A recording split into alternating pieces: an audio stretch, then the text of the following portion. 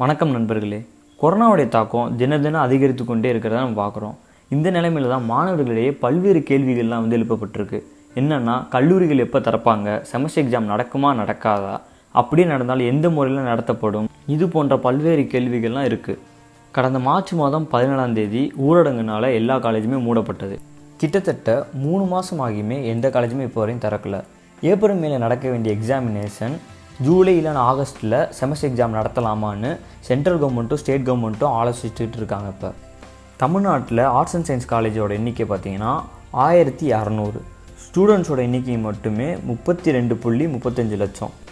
Engineering காலேஜோட எண்ணிக்கை பார்த்திங்கன்னா 550, இல்லை ஸ்டூடெண்ட்ஸோட எண்ணிக்கை பார்த்திங்கன்னா 10 லட்சம்.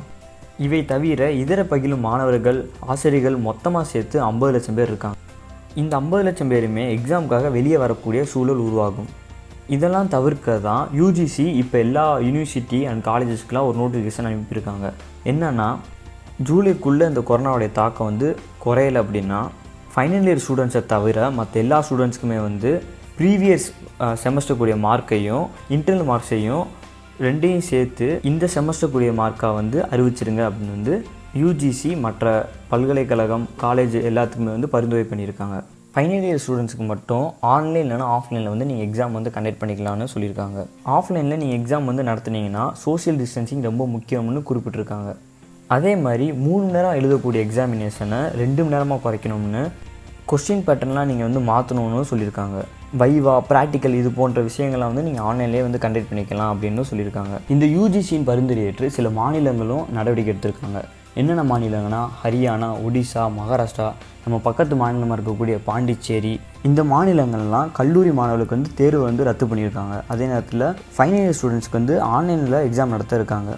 நம்ம தமிழ்நாட்டிலையுமே சட்டக்கல்லூரி மாணவர்கள் அவருடைய தேர்வை ரத்து பண்ணியிருக்காங்க. ஃபைனல் இயர் ஸ்டூடெண்ட்ஸுக்கு ஆன்லைன் எக்ஸாம் இருக்காங்க. அதே மாதிரி டீம்டு யூனிவர்சிட்டியாக இருக்கக்கூடிய தஞ்சாவூர் சாஸ்திரா யூனிவர்சிட்டியும் இதே முடிவில் எடுத்திருக்காங்க. அதே மாதிரி மற்ற டீம்டு யூனிவர்சிட்டி, அதாவது எஸ்ஆர்எம், சென்னை சத்தியபாமா, கோவை அமிர்தா, சென்னை ஐஐடி, இந்த யூனிவர்சிட்டிலாம் அவங்களுடைய செமஸ்டர் தேர்வை ஆன்லைன்லேயே ஃபுல்லாக நடத்த போகிறாங்களாம்.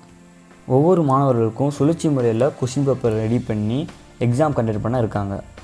3 நாளைக்கு முன்னாடி அண்ணா யூனிவர்சிட்டியோட துணைவேந்தராக இருக்கக்கூடிய சூரப்பா ஒரு அப்டேட் விட்டுருக்காரு. என்னென்னா, ஃபைனல் இயர் ஸ்டூடெண்ட்ஸுக்கு அவங்களோட எக்ஸாமை தள்ளி போட முடியாத கட்டாயத்தில் இருக்கும், அதனால அவங்களுக்கு ஆன்லைன் எக்ஸாம் நடத்த தீவிரமாக ஆலோசிச்சுட்டு வரதாகவும் அவர் சொல்லியிருக்காரு.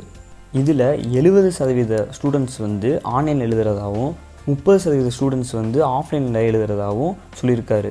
இந்த 30% மாணவர்கள் ஆன்லைன் எழுதாத சூழ்நிலை இருக்கிறதுனால இந்த 30% மாணவர்களுக்கு மட்டும் ஆஃப்லைனில் எங்களால் ஈஸியாக எக்ஸாமை கண்டக்ட் பண்ண முடியும்னு சொல்லியிருக்காரு. மற்ற ஆண்டு பயிலும் மாணவர்களுக்கு அவங்களோட எக்ஸாமை கேன்சல் பண்ணுறதுக்கு தீவிரமாக ஆலோசனை போகிறதாகவும் அவர் சொல்லியிருக்காரு. அது மட்டும் இல்லாமல் கல்லூரிகள் மாணவர்களுக்கு பாதி போர்ஷன் தான் நடத்தியிருக்காங்க. இதனால் மாணவர்களால் எக்ஸாம் இப்போ எழுத முடியாதுன்ற கட்டாயத்தில் இருக்கனால அவங்க 5 யூனிட் படிக்கக்கூடிய இடத்துல இப்போ 4 யூனிட் படித்தா போதும்னு அண்ணா யூனிவர்சிட்டி அவங்களுடைய கொஸ்டின் பேட்டர்ன் மாற்றிருக்காங்க.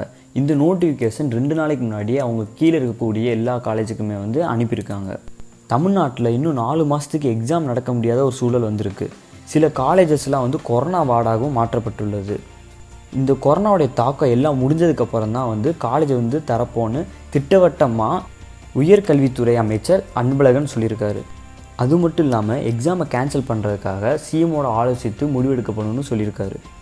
இதன் மூலமாக ஃபைனல் இயர் ஸ்டூடெண்ட்ஸுக்கு எக்ஸாம் நடத்தவும் மற்ற இன்டர்மீடியட் செமஸ்டர் எக்ஸாமெல்லாம் ரத்து செய்யவும் வாய்ப்புகள் உள்ளது. மாணவர்களின் பாதுகாப்பு சார்ந்த விஷயங்களினாலும் சூழலுக்கு ஏற்ப முடிவுகளை அரசு உடனடியாக எடுக்க வேண்டிய சூழலில் உள்ளது. இது போன்ற பல்வேறு விஷயங்களை தெரிந்து கொள்ள நோ அரண்டி சேனலுக்கு சப்ஸ்கிரைப் பண்ணுங்கள். நன்றி, வணக்கம்.